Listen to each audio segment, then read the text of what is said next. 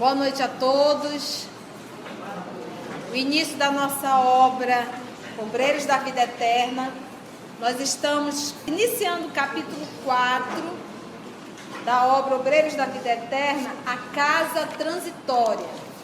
Então, tivemos lições grandiosas semana passada em relação ao universo e ao processo de evolução. E aí nós adentramos para conhecer a Casa Transitória. É uma casa, bem próxima à crosta terrestre, que foi fundada por Fabiano de Cristo, que nós trouxemos na aula anterior, a biografia de Fabiano de Cristo. O objetivo dessa casa é recolher espíritos recém-desencarnados.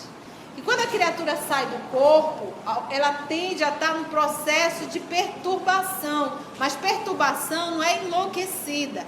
Perturbação naquela situação de o que está acontecendo? Um certo mal-estar, uma insegurança, um medo, está confusa. Então está nesse processo de perturbação. Então qual é o trabalho da casa transitória? Então o objetivo dos trabalhadores dessa casa é recolher, fazer parte desse trabalho, recolher esses irmãos recém-desencarnados, para auxiliá-lo nesse processo do desligamento, nesse processo da morte orgânica. Caso eles ficassem, eles poderiam ser influenciados por espíritos ainda perversos, a induzi-los eles, inclusive, a fazer o mal.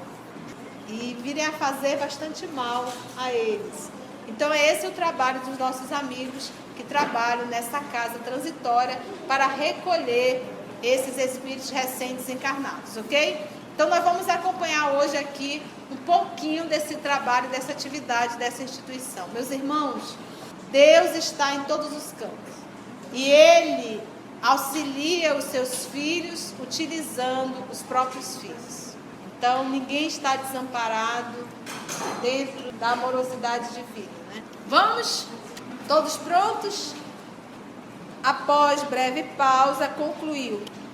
Além disso, teremos aí todo o equipamento necessário aos trabalhos que nos cumpre realizar. Curioso, guardei silêncio e esperei. Não se passou muito tempo, defrontávamos casarão enorme em plena sombra. Nada que evidenciasse preocupação artística e bom gosto na construção.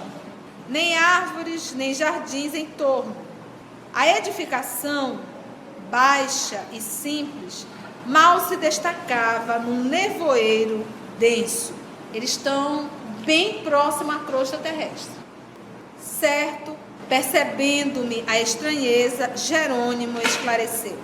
O nome do Instituto, André, fala por si mesmo. Temos à frente a acolhedora casa de transição, destinada a socorros urgentes. Embora seu assombro natural é asilo móvel, que atende segundo as circunstâncias do ambiente. Sofre permanente cerco de espíritos desesperados e sofredores, condenados pela própria consciência à revolta e à dor. Então vamos só parar aí para nós entendermos. Então ela é essa casa, uma casa bem simples, como ele fala, inclusive baixa, envolvida de muitas vibrações densas, e ela é móvel, ela não fica fixa em um canto só. E ela diz que essa casa, ela está sempre sofrendo, vamos dizer, assaltos, entendeu? De espíritos ainda de ordem muito inferior. Já coloca a condição da casa, Condenados pela...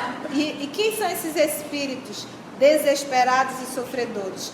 São espíritos condenados pela própria consciência, tanto a revolta quanto a dor. Suas defesas magnéticas exigem considerável número de servidores, e os amigos da piedade e da renunciação que aí atendem passam dia e noite ao lado do sofrimento. Todavia, o trabalho desta casa é dos mais dignos e edificantes. Neste edifício de benemerência cristã, centralizam-se numerosas expedições de irmãos leais ao bem, que se dirigem à crosta planetária ou às esferas escuras, onde se debatem na dor seres angustiados e ignorantes, em trânsito prolongado nos abismos tenebrosos. Então vamos lá para nós entendermos. Nosso Senhor Jesus falou: haverá prantos e ranger de dentes. Então não é que existe um inferno criado por Deus para ali ele jogar espíritos infelizes. Não é isso. Eu posso dar uma casa belíssima para um grupo de 6 pessoas. Dependendo da conduta moral dessas pessoas, da sua conduta de higiene pessoal, ela pode fazer daquela casa um bem maior, como ela pode transformar aquela casa um verdadeiro antro, imundo, porque é resultado das pessoas que convivem ali dentro. Então, esses espaços, essas colônias, é resultado do grupo que está ali inserido. Então, tudo aquilo é a criação mental. Porque o bem produz o bem, o mal produz o mal, o feio, o pestilento, odores pútridos, ambientes densos. A nossa casa física, você pode adentrar na sua casa, ela está toda arrumadinha, até toda limpinha. Mas dentro dela existe uma psicosfera, que é resultado do grupo que está ali inserido, que pode ser de péssima qualidade, apesar da limpeza aparente.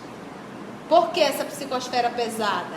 Ali dentro eu tenho palavrão, ali dentro eu tenho fofoca, ali dentro eu tenho discussões, ali dentro eu tenho filmes de sexo explícitos, violência, agressividade. Eu só não tenho Jesus lá dentro. Então não pode ser um ambiente de luz se eu ali dentro não cultuo a luz. Fazer o evangelho uma vez na semana, 15, 20 minutos, e você passar a semana inteira endemoniado, não vai resolver a vibração da tua casa. Não vai, é hipocrisia. Virou um ritual, porque o objetivo de levar o evangelho para o nosso lar é viver o evangelho no lar. Se eu apenas fizer isso, e está muito comum no nosso movimento espírita, hoje é dia do evangelho, você abre, faz, coloca todo, arruma tudo, faz aquilo de uma forma externa, como um rito, mas não coloca aquilo no dia a dia, na minha vida. Não valeu a pena, gente. Levar Jesus para o lar, o evangelho no lar, é Jesus no lar. Segunda, terça, quarta, quinta, sexta, sábado e domingo. Parar para fazer o culto do evangelho é um momento de reflexão, é um momento de estudo. E vamos nos predispor ao decorrer da semana a viver o que nós estudamos. Então, todo o ambiente tem uma psicosfera espiritual que eu não estou enxergando, mas que existe, que é resultado do grupo que está ali inserido. Então, esses irmãos que cultuam o mal, eles criam um ambiente propício ao que eles pensam. Então não é criação divina, porque Deus só cria o belo. Isso aí é criação nossa. Entendemos isso? Então não existe um local criado por Deus, olha que é bem feio mesmo, bem tenebroso, não existe isso. Isso é a criação nossa. Estamos juntos? Então ele diz, olha só que interessante aqui. Quem está falando é o nosso irmão Jerônimo. Qual era a função do Jerônimo? Assistente, o responsável por esse grupo. Ele diz aqui, ó: numerosas expedições de irmãos leais ao bem que se dirigem à crosta planetária ou às esferas o que? Escuras, onde se debatem na dor seres angustiados e ignorantes. Ignorantes do bem, ignoram o bem perseverando no mal. Mas eles estão o que? Em trânsito, mas um trânsito que? Prolongado, nos abismos tenebrosos. Porque em trânsito, uma hora ele vai sair dali, que é o que ele diz. Vamos lá. Além disso, a casa transitória de Fabiano, à maneira de outras instituições salvadoras que representam verdadeiros templos de socorro nestas regiões, é também precioso ponto de ligação com as nossas cidades espirituais em zonas superiores. Trabalha num processo de intercambiar mesmo, estar ali sempre em contato com as esferas superiores, atendendo, recebendo aqueles que estão numa situação complicada na hora da desencarnação, e acaba meio que direcionando esses irmãos para outras instituições. Nesse instante, antes que Jerônimo pudesse prosseguir nos esclarecimentos, atingimos as barreiras magnéticas, a distância de alguns metros do portão de acesso ao interior, que até agora eles ainda não estão começando a adentrar na casa. Eles olharam a casa de longe, disseram que era uma casa com aspecto meio sombrio, bem simples. E agora eles estão bem próximo ao portão. E olha que interessante, ele disse que nesse portão, nessa entrada, existia o quê? Barreiras magnéticas. Porque lá atrás ele falou o quê? Que eles estavam sempre numa condição de ser o quê? Atacado por espíritos desesperados e sofredores. Daí essa barreira, o quê? Magnética. Tanta coisa, né, gente? Que a gente nem imagina. As barreiras magnéticas à distância de alguns metros do portão de acesso ao interior. Atendido por trabalhadores vigilantes que sem hesitação nos ofereceram passagem, acionamos pequeno aparelho que nos ligou de pronto ao porteiro prestativo, o interfone. Não decorreram muitos minutos e achamos-nos diante de figura respeitável. Não supunha que a instituição estivesse administrada por mãos sensíveis de mulher. Era a irmã Zenóbia. Aí, mais uma personagem que é interessante anotar, para nós não ficar quem? Zenóbia. Ela é o quê? Administradora da casa lá, Fabiano de Cristo. Que o nome não é Fabiano de Cristo, foi fundado por ele. A irmã Zenóbia, aparentando uma idade madura e areolada de cabelos negros, proporcionavam-nos informações vivas de sua energia e admirável capacidade de trabalho, através dos olhos transbordantes de luz. Porque os olhos é o que, meus irmãos? Espelho da alma. Saudou-nos afável, sem despender muitas palavras, igualzinho, né, a nós outros. Ele está sempre batendo nessa tecla, né? Falar o necessário. Afável, sem despender muitas palavras, passando imediatamente ao assunto que a nossa presença sugeria. Fui avisada ontem, disse bondosa, de que a missão chegaria hoje e rejubilamos com isso. Ao seu dispor, explicou-se Jerônimo com gentileza. Esse abrigo de amor e paz cooperará conosco, asilando-nos alguns tutelados convalescentes e, por nossa vez, desejamos ser úteis à casa de algum modo. Zenóbia envolveu-nos num sorriso de simpatia acolhedora e, após rápidos minutos de silêncio, considerou.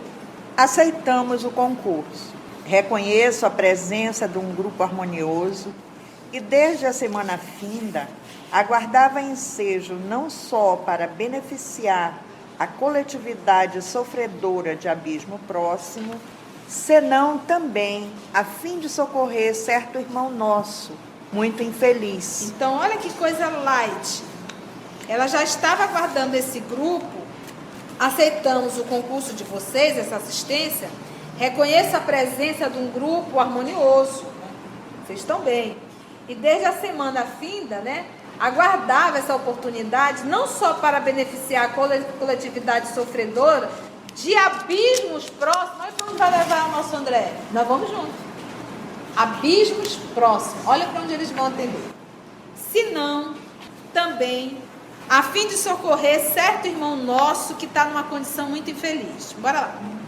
Trata-se de pessoa que me foi particularmente querida e que apenas agora foi encontrada em remota região de seres decaídos. Vencendo obstáculos, trouxemo-la para a vizinhança da casa. Porém, o perigoso estado em que se encontra não nos autoriza a fornecer-lhe abrigo, e sim proteção indireta. Entendeu? Você pode dizer, poxa, por que o Papai do Céu não atende esses espíritos, não recolhe, como diz aqui, ela não sabia nem onde ele estava, mas Deus sabia. Só que o bom educador, por nos amar muito, deixa a cada um de nós sofrer as consequências dos seus atos, que é para aprender o caminho correto. Quem é um verdadeiro educador, deixa o educando sofrer as consequências do seu ato. Quem é o péssimo educador está sempre jogando panos quentes, protegendo e depois se arrepende da graça. Não educa. Entendemos isso? Então, Papai do Céu deixa sofrer as consequências. Por que não poderia atender? Não pode atender, não tem como pegar essa criatura, por mais que seja algo que ela ama bastante, um ser que ela ama, ela não tem como recolher para dentro da instituição. Tamanha a agressividade e a violência dele. Vão ter que ajudá-lo de forma que indireta. Direta não tem condição. Ainda não está pronto para isso. E o Papai do Céu não se desespera, porque ele sabe que o futuro desse espírito é o quê? É o bem, é a perfeição. Relativa, mas sim. Meu filho, tu vai demorar um pouco, mas uma hora tu vai chegar lá. Quantos de nós já não passamos por isso? Qual abismo nós já nos debatemos? E hoje, com esquecimento, a gente olha para isso e diz, nossa, olha, ele está no abismo. Sabe Deus, basta observarmos realmente o que pensamos. Pelo que pensamos, tem uma ideia. Você meio que se assusta, né? Aí dá para dar uma ideia dos espaços que percorremos, não é verdade? Olha lá. Já estabelecemos medidas em favor da remoção desse infortunado amigo para a zona da crosta, onde será brevemente internado em reencarnação expiatória com auxílio divino. Entretanto, precisarei pessoalmente da colaboração fraternal dos companheiros em benefício do transviado. Já vai ser removido, né? Sem dúvida, Atalhou Jerônimo, desvanecido. teremos prazer. Designando a devotada enfermeira que nos acompanhava, acrescentou, Em nossa companhia permanece a irmã Luciana, que era a enfermeira, lembra da Luciana? que nos pode ser extremamente útil nesse caso particular, em virtude das suas adiantadas faculdades de clarividência. Aí quem quiser saber um pouquinho da clarividência, anota aí Livro dos Espíritos, questão 402. Vou só ler um pedacinho para você entender o que é a clarividência, tá? É uma espécie de emancipação da alma, em que a criatura passa a enxergar com os olhos da alma, inclusive imagens, situações. 402, mas eu vou só no comentário de Kardec. Vocês vão ler porque é muito longa a resposta. Os sonhos são efeitos da emancipação da alma, que se torna mais independente pela suspensão da vida ativa e de relação. Daí uma espécie de clarividência indefinida, que se estende aos lugares mais distantes ou que jamais se viu, e algumas vezes até a outros mundos. Então é como se Luciana tivesse essa capacidade, vamos dizer assim, da clarividência, de acompanhar, inclusive, a distância. Percorrer a distância. Entendeu? Acompanhar a distância. Fulano está em tal canto, assim, isso é a clarividência. Entendeu? Em espírito, é. O Chico tinha todas as faculdades mediúnicas que tu possa imaginar.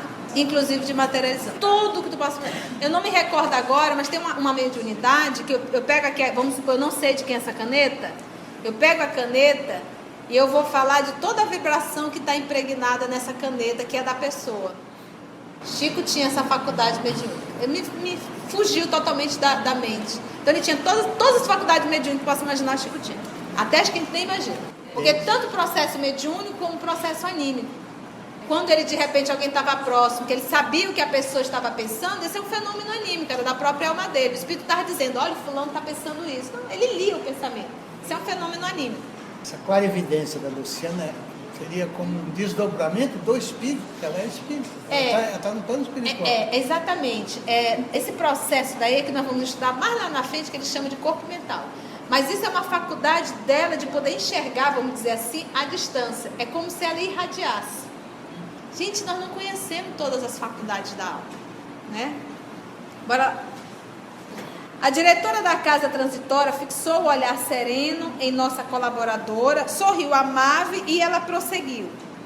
Bem lembrado. Alguns irmãos, qual ocorre a esse a que me refiro, descem a tamanho embrutecimento moral que somente conseguem ouvir-nos a voz de modo imperfeito, e não lhes sendo possível identificar-nos pela visão, em face dos impedimentos vibratórios criados por eles mesmos, duvidam de nossa amizade e de nossos propósitos elevados de cooperação. No fato presente, o concurso de Luciana ser-me-á precioso. Nós vamos ver o trabalho da Luciana. Ela diz que esses espíritos não conseguem vê-los e nem ouvir a voz deles. Quando escuta de uma forma o quê? Imperfeita. Lembra que nós estamos tratando, nós estamos num espaço próximo à crosta terrestre, tratando só de espíritos em condições bem dolorosas, tá? E tudo que André Luiz retrata é uma pálida ideia. Porque o objetivo dele não é nos assustar. Várias vezes nós vamos ver André Luiz dizendo que ele foi proibido, não usar o termo proibido, mas que foi solicitado que ele não descrevesse tudo que ele estava vendo. Muitos espíritos que estavam aprisionados nesses lugares foram obrigados a reencarnar. Obrigados a reencarnar. Obrigados. Por isso que está essa alegria que está no nosso país. E nós diz assim, como aqui é o Brasil, o coração do mundo, a pátria do Evangelho, a pátria do Evangelho, o Papai do Céu manda todo mundo para lá. Diz assim, olha, eu gosto dos mais complicados, cadê os doentes? Manda para mim, eu quero aqui no Brasil. Entendeu? Porque Jesus, ele já disse, eu vim foi para os doentes. Quem já está são não precisa. São os doentes que precisam de mim. Por isso que agora aqui vai ser a pátria do Evangelho. Não podia disfarçar, então, o meu constrangimento ante aquele pormenor de conversação. Por que motivo a irmã Zenóbia, orientando instituição como aquela, necessitaria de nossa colaboração, mormente no capítulo da clarividência mencionada? Porventura não poderia ela, não poderia também esquadrinhar os problemas de almas sofredoras e decaídas? Incapaz de sopitar, de abrandar a interrogação, observei admirado. Quer dizer que os benfeitores daqui não podem ver quanto desejam? Se ele vai precisar de Luciano, ela não poderia ver também isso à distância? Foi o assistente Jerônimo quem veio ao meu encontro. Antes de tudo, André, falou compassivo. Faz-se necessário considerar que a irmã Zenóbia, não obstante a sua extensa visão espiritual, terá razões íntimas para invocar a providência. Quanto ao mais, não devemos esquecer os imperativos da especialização. De repente, a nossa irmã Luciana está especializada, se especializou em fazer isso. Por que não chamar a Luciana? Eu sei fazer, mas a Luciana faz muito melhor, porque ela trabalha especificamente nisso. Como ela mesma falou, ela é muito boa nisso, ela tem uma ótima clarividência. Por que eu vou gastar força se eu tenho alguém que já realiza isso? Não é verdade? Então, chama o Luciano. E ele fala também em razões íntimas. A resposta tiver efeito de uma ducha gelada. Arrependera-me de haver formulado a interrogação indiscreta. Completando, porém, o ensinamento, Jerônimo continuou. Senão vejamos, o Padre Hipólito consagra-se atualmente à interpretação das leis divinas no serviço educativo àqueles que as desconhecem, enquanto a irmã Zenóbia atende a sofredores em massa nesta casa de amor cristão. Claro que poderiam exercitar a clarividência, com benefícios generalizados para o próximo, mas com prejuízo manifesto dos deveres imediatos. Isto não ocorre com Luciana, que, pelo contato individual e intenso com os enfermos durante muitos anos e consecutivos, especializou-se em penetrar-lhes o mundo mental, trazendo à tona suas ideias, ações passadas e projetos íntimos em atividade beneficente. Se entrássemos nós outros de improviso em relação com a sua clientela, veríamos alguma coisa, embora não tanto e tão bem quanto pode ser observado por ela, em vista de suas dilatadas experiências. Ao seu turno, Luciana poderia, de imediato, interpretar os ensinamentos divinos e orientais da casa de algum modo, mas não tanto e tão bem quanto o padre Hipólito e a irmã Zenóbia, considerando-lhes os vastos conhecimentos nesse sentido. Todas as aquisições espirituais exigem perseverança no estudo, na observação e no serviço aplicado. E devemos considerar que isso não ínfima a necessidade de aprender sempre. O músico exímio poderá ser aprendiz incipiente da química, destacando-se mais tarde nesse campo científico, como se verifica na arte dos sons. Não alcançará, todavia, a realização sem gastar tempo, esforço e boa vontade. Aliás, o próprio mestre assegurou que o homem encontrará aquilo que procura. Então ele veio justificando um tanto mais. Disse assim, olha, ela é muito boa nisso. Ela se especializou nisso, mas ela não daria para ser administradora do espaço. Mas a administradora reconhece que a Luciana é bem melhor nesse serviço do que ela. Então, cada um realizando a parte que lhe cabe, da melhor forma possível. Para que a gente possa imaginar que nós não podemos jamais fazer tudo. É necessário que você o quê? Delegue. E que aquela pessoa pode fazer, inclusive, melhor do que você. Porque naquilo ali, aquela pessoa é muito boa. Entendemos isso? Tá difícil o estudo? Sorrindo de minha interrogação, que provocaria ensinamentos tão rudimentares, concluiu. A busca de dons espirituais para a vida eterna não representa serviço igual à cata de objetos perdidos na crosta. Já deu uma cutucada na gente. Que cutucada? Não é uma questão de procurar, é uma questão de conquista.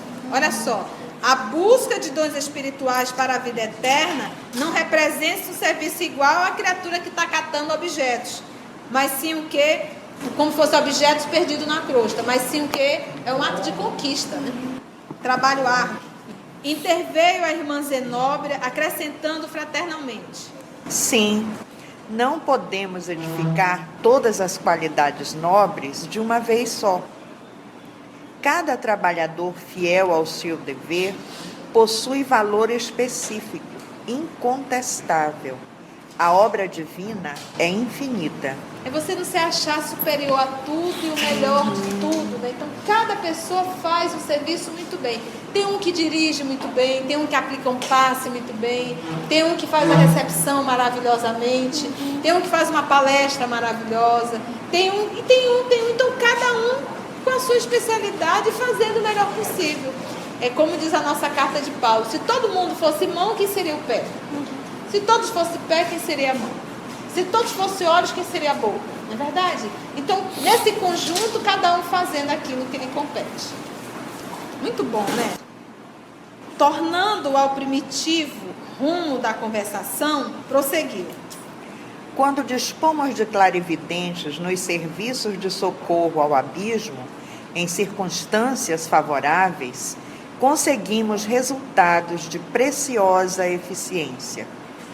Os servidores dessa natureza, porém, são poucos, em vista da multiplicidade das tarefas, e raros se dispõem a servir nas paisagens escuras da angústia infernal. Infernal. Angústia infernal. Infernal. Já são poucos os que são bons na clarividência. E poucos aqueles que querem trabalhar nesse espaço, nesse abismo que ela chama de infernal.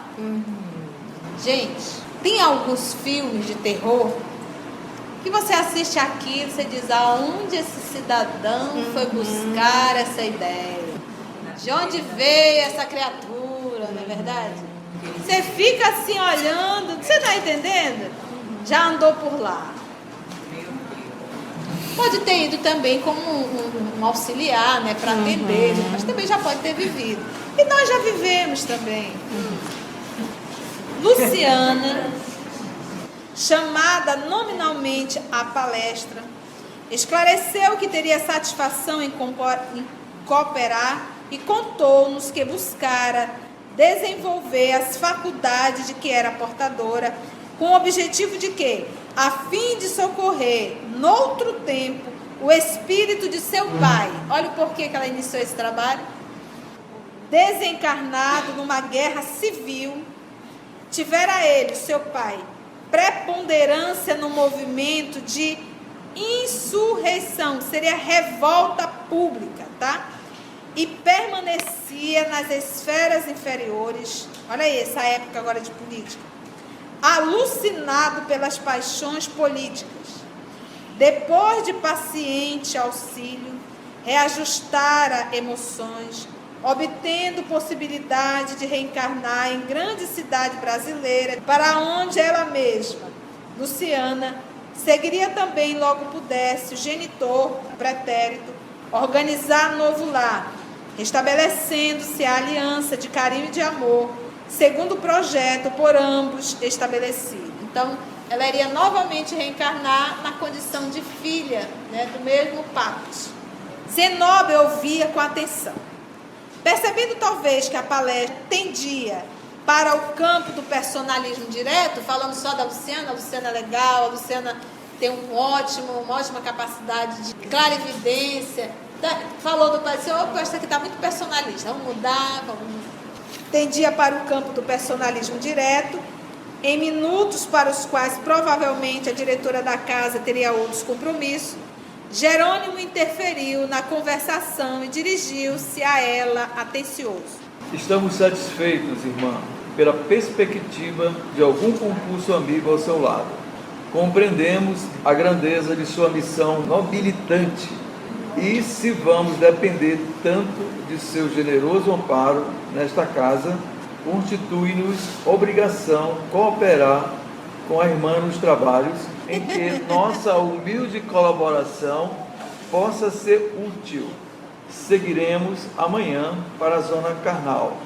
Entretanto, logo que nos seja possível trazer para sua companhia o primeiro irmão libertado, André e eu permaneceremos em trânsito entre a costa e este abençoado asilo, enquanto Hipólito e Luciana se demorarão aqui, velando pelos convalescentes e colaborando, junto da irmã, nas tarefas imediatas. Então vamos entender o que vai acontecer.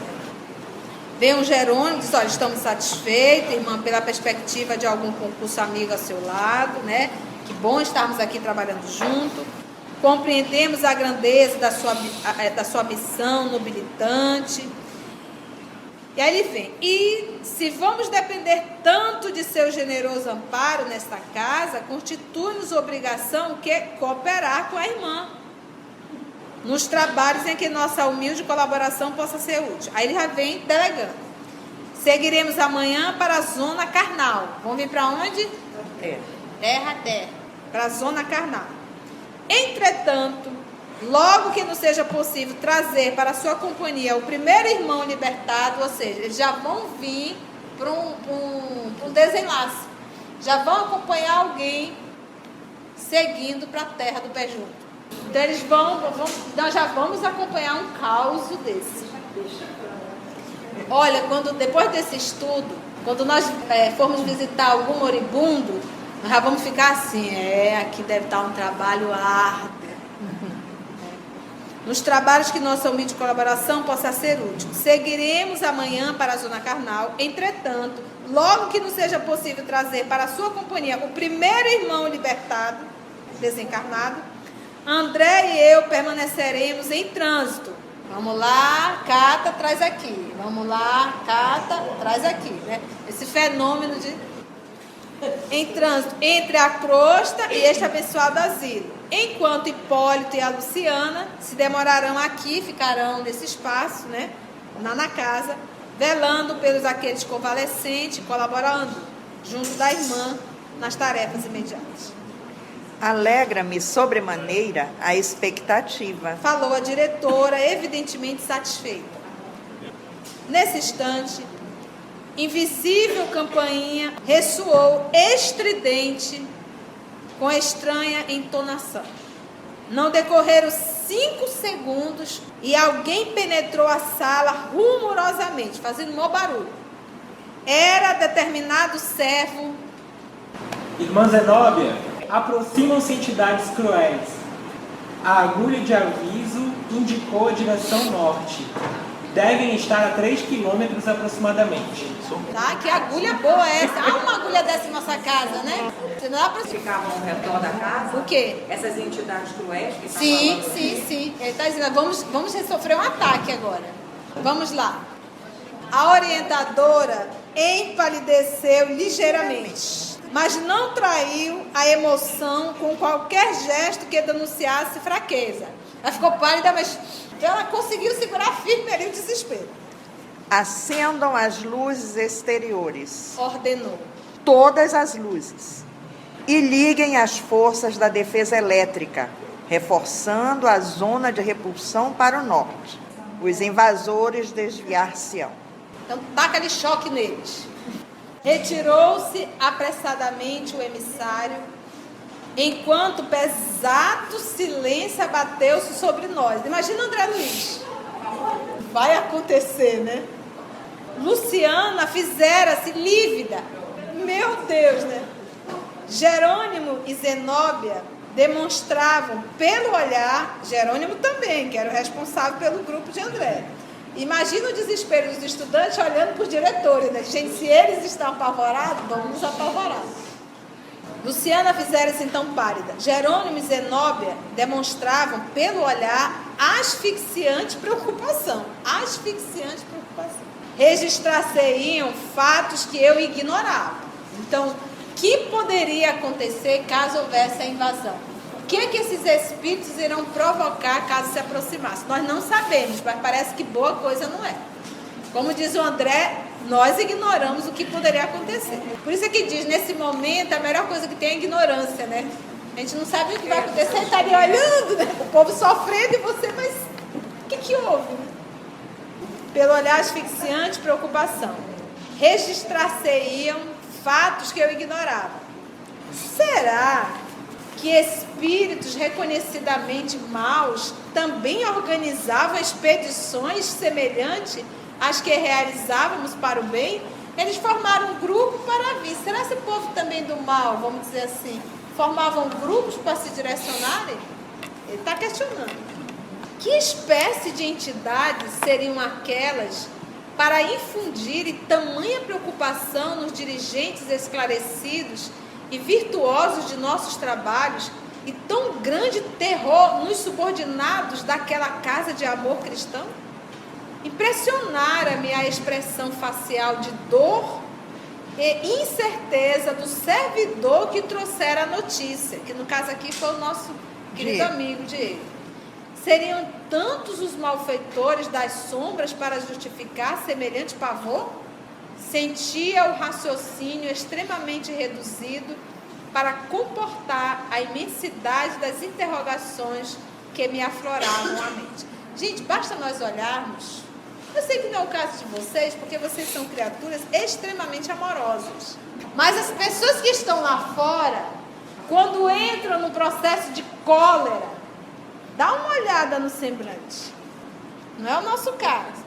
A primeira coisa são os olhos que vai esbugalhando, né? Ficando, né? E você vai ficando... E quando você olha, você jura que é um animal. Irracional. Um verdadeiro monstro. E é o momento que é da cólera, da raiva, do ódio.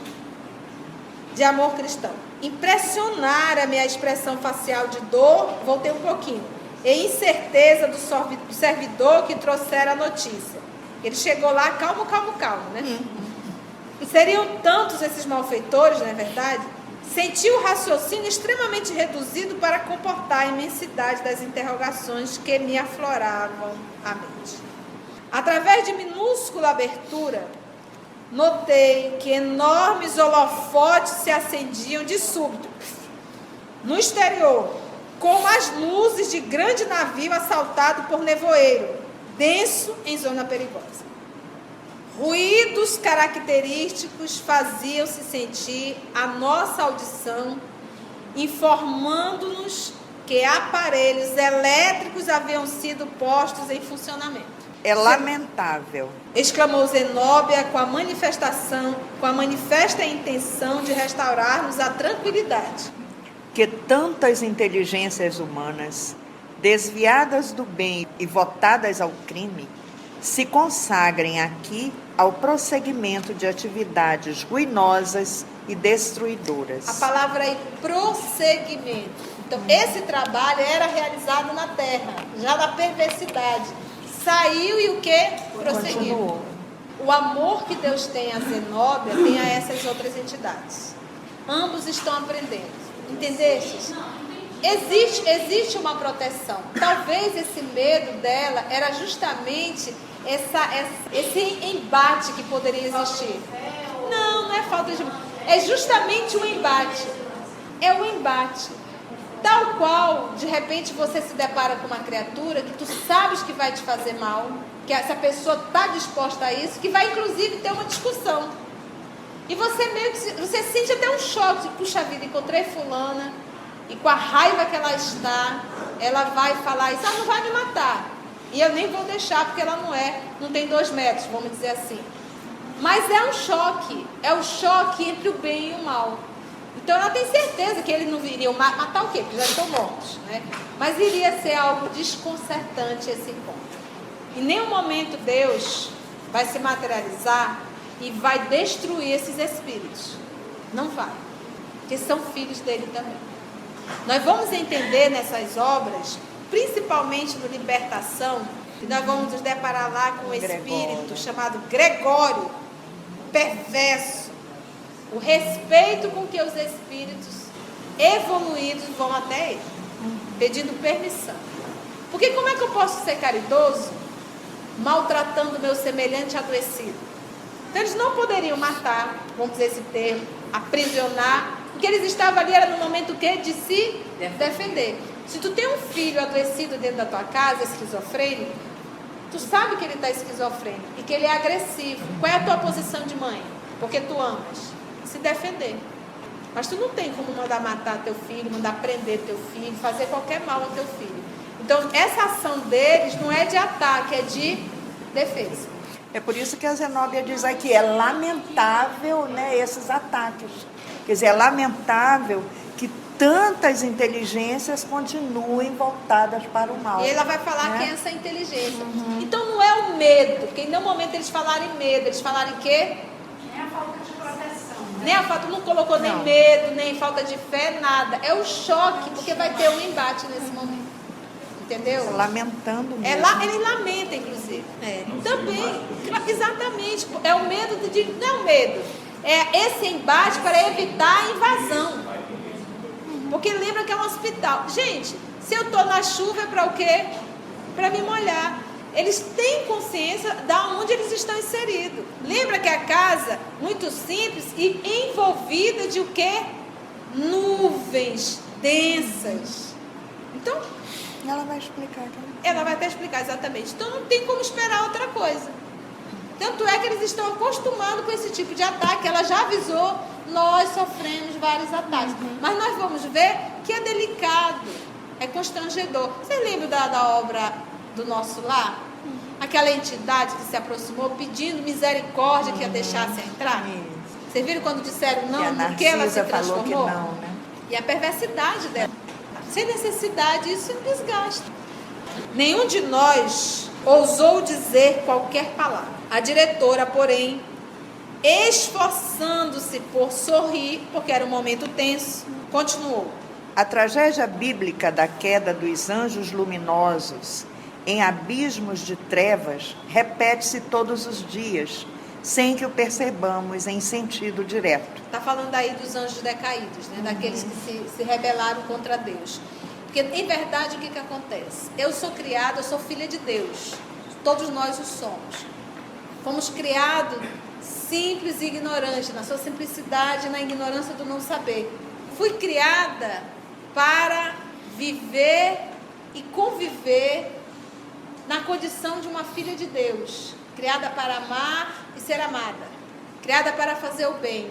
Então, em um determinado momento da minha vida, eu me rebelo contra tudo isso, me revolto contra tudo e passo a fazer exatamente o contrário do que o Deus me convida a viver, que seria o amor.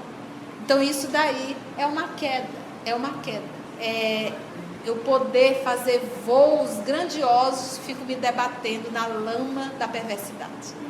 Então essa queda acontece todos os dias. E ela vai dizer aqui quem são essas criaturas.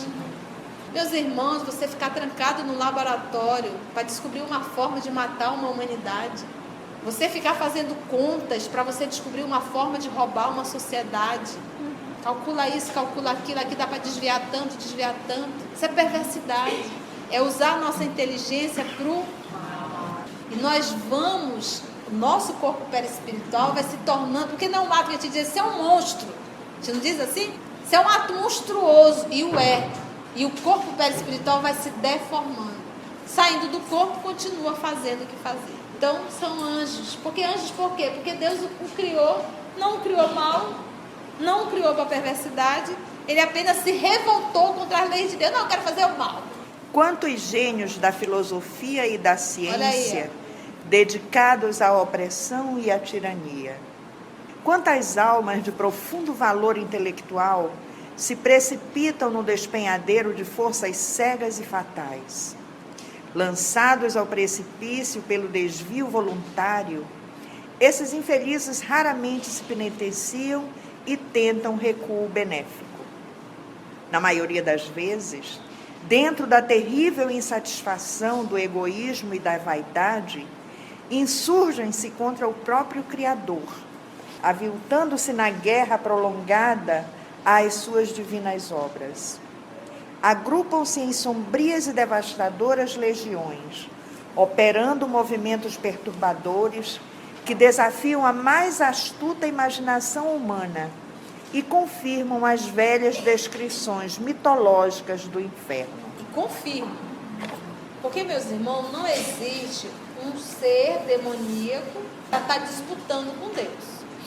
Mas nós sabemos que existem vários irmãos que tentem disputar com Deus, que se comprazem, se sentem felizes em fazer o mal e não pensam que são pessoas ignorantes da intelectualidade. Normalmente são criaturas muito inteligentes e o objetivo deles é manter a sociedade ignorante, porque assim fica mais fácil de manipular. E eles são muito astutos, muito inteligentes. Jamais deveremos nos colocar numa condição de dizer, eu não recebo esse tipo de influência. Maior que eles, Deus, não. É um ato de humildade para não provocá-los. Então eu não temo e não devo combatê-los, mas sim combater o mal que existe em mim. Porque esses nossos amigos que se predispõem ainda a lutar contra o Evangelho, vocês acham que Jesus foi crucificado e que esse grupo não estava movimentando todo aquele outro grupo de encarnados? Vocês acham que a morte do nosso Senhor Jesus não foi planejada por eles, mas foi realizada porque nós estávamos aptos a ouvi-los e não a ouvir o Mestre? E isso acontece ainda até hoje. Se nós tivéssemos olhos de ver, nós íamos vigiar um tanto mais. Mas lembra, eles utilizam o recurso que existe dentro de mim. Qual é a fragilidade da Conceição? Queremos destruir essa moça porque ela está fazendo muito estrago. Qual é o fraco dela? É esse. É aqui que nós vamos atacar. Não, ela não tem fraco. Tem fulano que está ao lado dela. Então é esse que nós vamos atacar. E destrói. Destrói casa espírita, destrói presidente de casa espírita, destrói administradores, destrói. Mas destrói por quê? Aí você vai dizer, poxa, onde está Deus nisso? Onde está Deus? Deus mandou Jesus para nos ensinar o caminho, a verdade e a vida, e nós optamos em não ouvir. E depois a gente quer que Deus resolva. Além de mandar Jesus, não mandou a doutrina espírita para falar que nós recebemos influência. Mas a gente não escuta. A gente esquece disso. É por isso aqui, ó, vigilância. Veja o que brota no teu pensamento, no nosso pensamento. Se for do bem, é só ver. Olha, isso aqui, quem me deu essa ideia é do bem. Porque o resultado é bom, é benévolo. Está dentro das leis e dos padrões divinos. Então só pode ser de uma árvore boa. Agora, se o pensamento que surge aqui é de uma fruta apodrecida, não é de uma árvore boa. E nós temos já como fazer esse distinguir o que é bom e o que é mal. E aí nós poderíamos, de uma forma muito simples, saber quais são as nossas influências. Mas quem realiza somos nós. Então, eu achei interessante ela colocar filósofo, cientista, para mostrar o quê? Que não se trata de pessoas ignorantes. Gente, essas obsessões simplesinhas, isso aí é café com leite. Espíritos, quando querem destruir uma massa, eles não se mostram. Eles não se mostram. Eles fazem de uma forma tão... Não pensa que ele vem derrubar a cadeira, sacudir. O que é isso? Ele vem de uma forma muito sutil. Manipulando. Né? Manipulando um, manipulando o outro, daqui a pouco. É por isso que nós devemos orar uns pelos outros. Sempre que possível, eu digo, orem pela tia. Orem mesmo. Eu sou um espírito em processo ainda de evolução. Carrego 1001 fragilidades internas. E a gente tem que vigiar um tanto mais.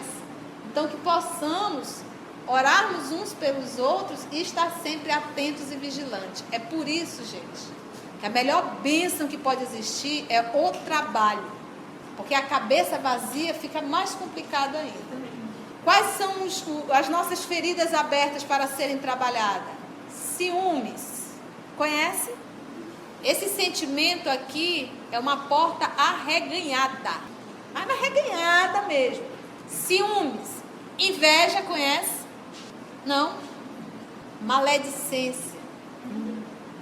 Eu vou parar por aqui. Não vai faltar dedo, né, Beth? Então, que nós possamos combater o mal que existe dentro de nós. Os demais, deixa com o nosso Pai. E Jesus nos avisou isso várias vezes. Tem um diálogo belíssimo que está no Boa Nova, em que Jesus retrata tudo o que vai acontecer. E Pedro se revolta. Momentos antes, Jesus questiona quem os homens dizem que eu sou. Né? Um diz que tu é Elias, outro diz que é Jeremias, né? E aí Pedro pula e diz, tu és o Filho de Deus vivo. Aí Jesus olha para ele e diz, Pedro, bem-aventurado tu és, pois não foi a carne nem o sangue que te revelou, mas meu Pai que está no céu. Ou seja, isso não veio da tua cabeça, Pedro, isso é inspiração para te falar tão bonito assim, tu és o Filho de Deus vivo. E aí Jesus vai relatar tudo que ele vai viver. No momento que ele vai relatando, Pedro ama o Cristo. E ele se revoltou. Ele disse, como tu queres que eu acredite num Deus bom e justo? Se permite que aconteça isso com seu filho? E Jesus diz, afasta-te de mim, pois agora tu falas como um filho da treva. Ao lado do Cristo, ele recebeu uma influência desse teor. De um momento para o outro, porque ele oscilou. Bastou a revolta com o que estava acontecendo com seu amigo para que ele pudesse receber uma influência negativa. Então imagina no momento da revolta que bate em nosso coração, no momento da inveja, no momento do ciúme, no momento do medo. O medo é outro vilão. Porque é nesse momento que ele te leva à loucura por causa do medo. E o medo nada mais é do que o quê? A ausência da fé. Muita coisa para pensar? Gente, nós não estamos aqui para apavorar ninguém, tá? É só para nós o quê? O objetivo é para que nós possamos estar em alerta. Vamos então orar? Meus amigos, o nosso Senhor Jesus nos informou que o homem não é mau, o homem é frágil. Inclusive, esses nossos irmãos que se encontram também fazendo mal, não só os desencarnados, mas os encarnados também. Na mensagem do Dr. Bezerra, na prece, ele não ora pelo o perseguido, mas pelo perseguidor. Então, hoje eu solicito que nós possamos vibrar para orar por esses que nos perseguem, envolvendo-os na paz, envolvendo na vibração do nosso Senhor Jesus. Porque a orientação de Jesus é que nós deveríamos orar por todos aqueles que nos perseguem e caluniam. Orar pelos inimigos. Bora lá junto?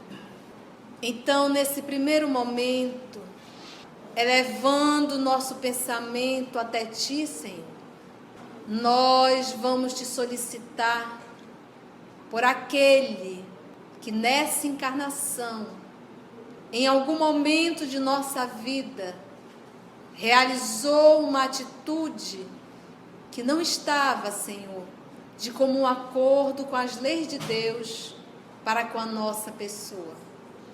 Que possamos trazer essa pessoa em nossa mente e oferecer a ela, nesse momento, uma luz divina, dizendo, se possível, que você não guarda absolutamente no seu mundo íntimo nenhum ódio contra ela, nenhum mal. Perdoa. Envolva na luz divina. Se possível, estenda a sua mão. E nessa noite, Senhor Jesus, nós unimos os nossos pensamentos para te solicitar por todos esses nossos irmãos que se encontram em lugares tenebrosos, com pensamentos ainda voltados ao mal, e que se colocam, Senhor Jesus, na condição de inimigos do teu evangelho, evangelho do amor e da paz. Que eles possam, Senhor Jesus, e que nós também possamos, porque muitas vezes nos aliamos ao mal, realizando o mal no nosso dia a dia, tentando dissimular para cada um de nós que isso seria o bem.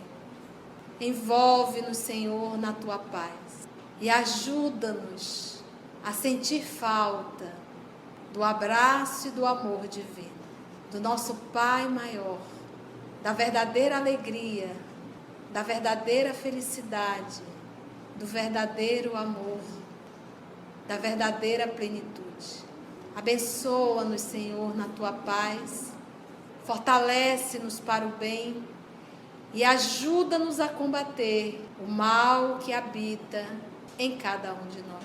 Pai nosso que estás no céu, santificado seja o vosso nome, venha a nós o vosso reino, seja feita a tua vontade, assim na terra como no céu.